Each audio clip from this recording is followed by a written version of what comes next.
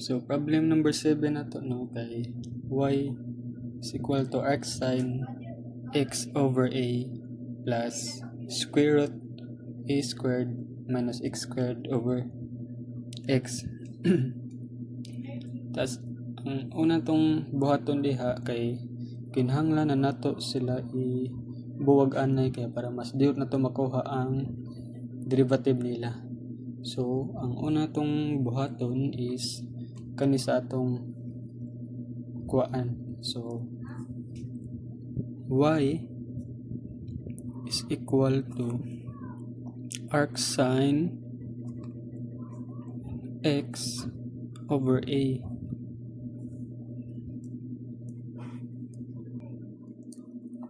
So ang formula na tong gamiton ana kay kani d over dx then arc sine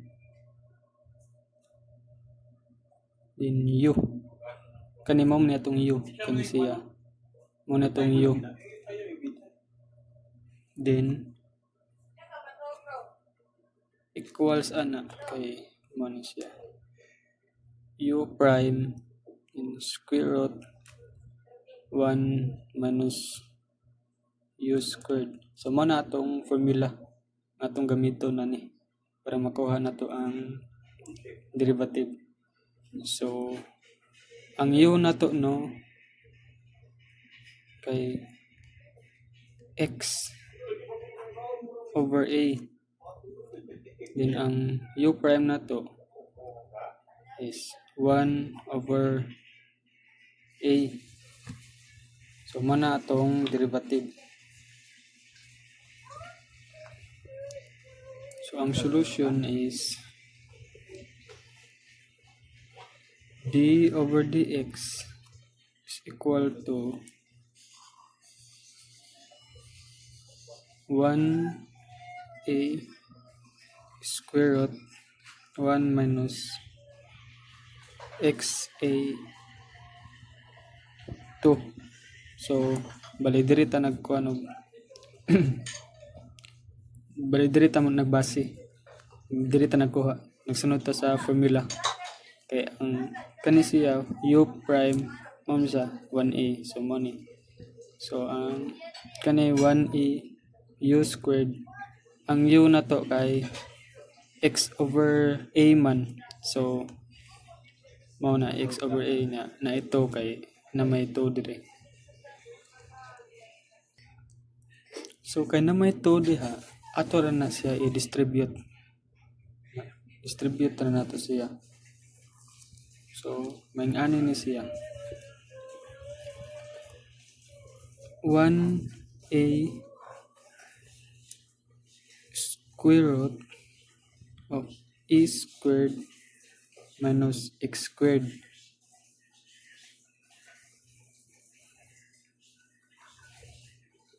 A. So mao na siya. Kung kaning a mo ni atong constant. So pagkahuman na to ano kay ato ni siyang i-bring down ari sa gilid. Tas ato silang i-multiply ana kay para mag-cancel ta. So ingani ni siya 1 over a times copy siya ang kani, diba ang kani siya no ang sa babaw kay maari ni siya sa ubos, ang kani siyang ubos maari ni siya sa babaw. So a then square root kapihon na ni a squared minus x squared. So ang kani siya is makancel ni makancel. So mahimo na ng 1 over square root of a squared minus x squared. So mo na ang atong answer diri sa unang nga term kani siya. So ang sunod na po na to no is ang ikaduha na po kani siya.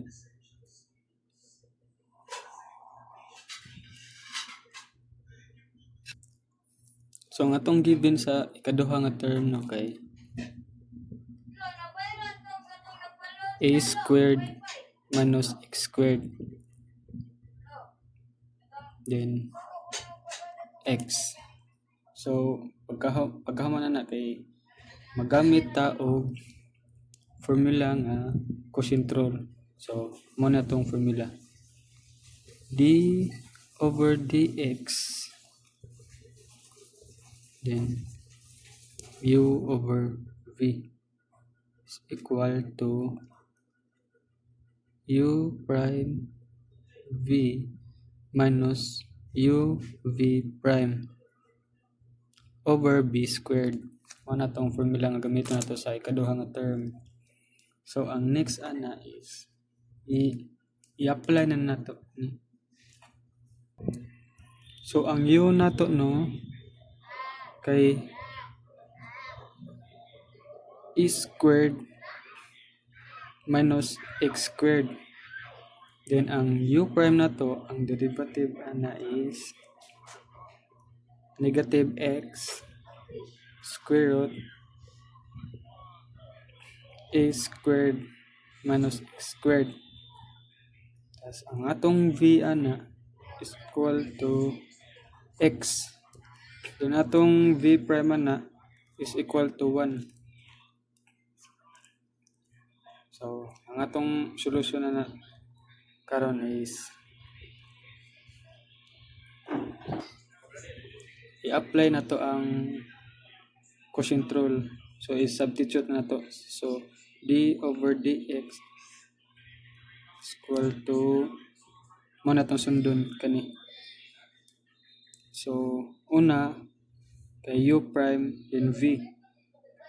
So mo ni negative x square root e squared minus x squared kay u prime then mo man siya diri.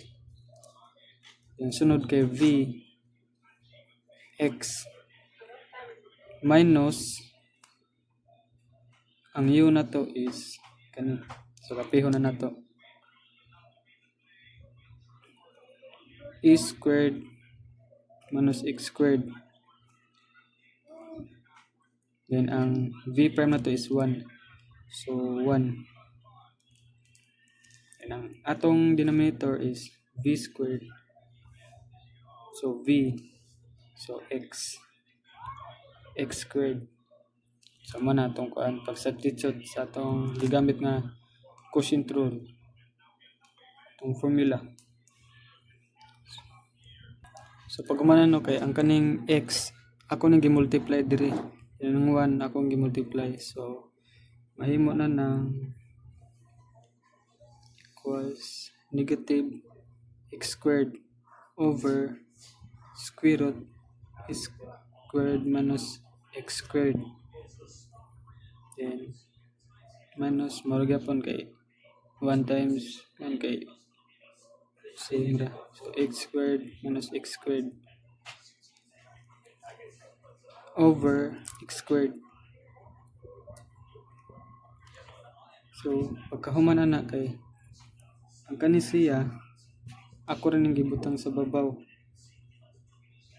So may ano ni sa mga tabo equals negative x squared minus e squared minus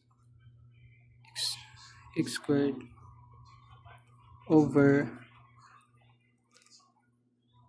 square root e squared negative x squared over x squared.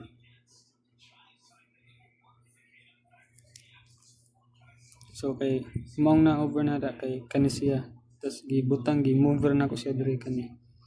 Then over x squared man siya.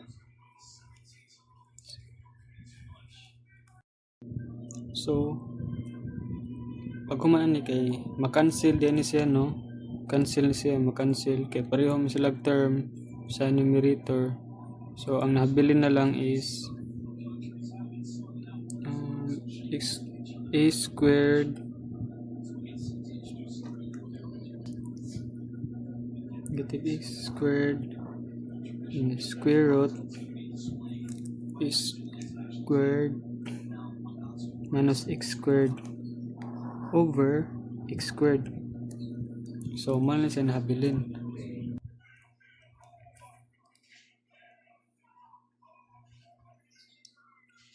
So, para makuha na to ang final answer, no? So, ako lang gibuhat kay ang kani siya gusto nga ako siyang gimove diri sa siyang gibutang sa numerator. So, mao na siya ang mahitabo.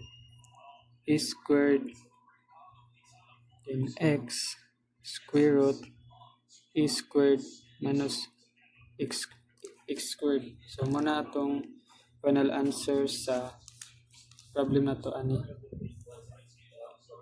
So nakuha naman tong answer sa duha sa kaning first term ug second term. So ang sa first term mao ni siya. So ang second term mao ni. So pagkamanto na ato na siya i final og solve.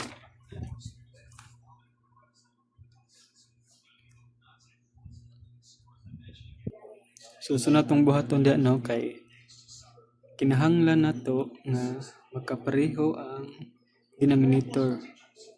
So ipareho nato bali x squared square root a squared minus x squared. So same na diri because ato silang ipareho by multiplying numerator and denominator by x squared.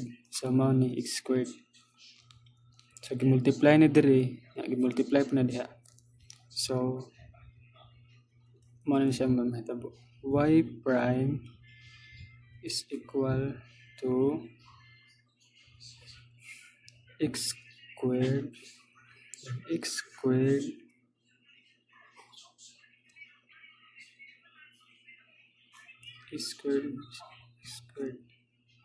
minus a squared and x squared square root a squared minus x squared. So pagkahumanan na is i-combine na to ang fraction. So ang next step na ko no kay ako ra na siyang gi-combine the fraction.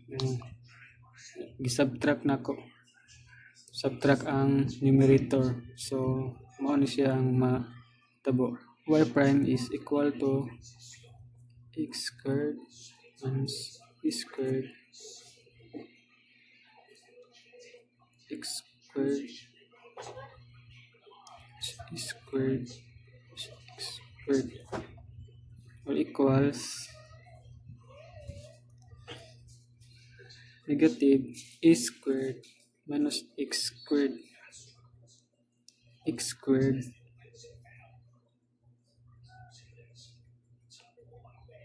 square root a squared minus x squared. Anong na negative na diha kay for example no natay number nga 5/7. So ang equals ana is negative 7 minus 5. So same ra na ni 5 minus 7 is equal to negative 2 or negative 7 minus 5 is equal to negative 2. So same ra na ni. Pag subtract ana mo ni ang nahitabo. Sang sunod no kay ato ni siyang i-simplify. So mao ni siya ang ito is i-simplify na to ang a squared din x squared kay same man sila sa numerator. So a squared minus x squared is equal to square root a squared minus x squared times same ra gyapon a squared minus x squared. So pag kuha na to sa simplify aning sa numerator na to is ang katong numerator diri mo na ni siya may mapuli. So mao na ni siya e squared minus x squared e squared minus x squared. Yan lang. Ang denominator na to, i-copy lang na to. So, x squared square root x squared minus x squared. So, ang sunod na to diyang buhaton is kay same man sila og kuan term sa numerator o denominator mag-cancel out ta diha. So, ito mag-cancel na is kaning o kani. So, ang nabili na to is y prime is equal to square root a squared minus x squared. Then, ang denominator na to is x squared. So, pwede na to kani ang atong final answer.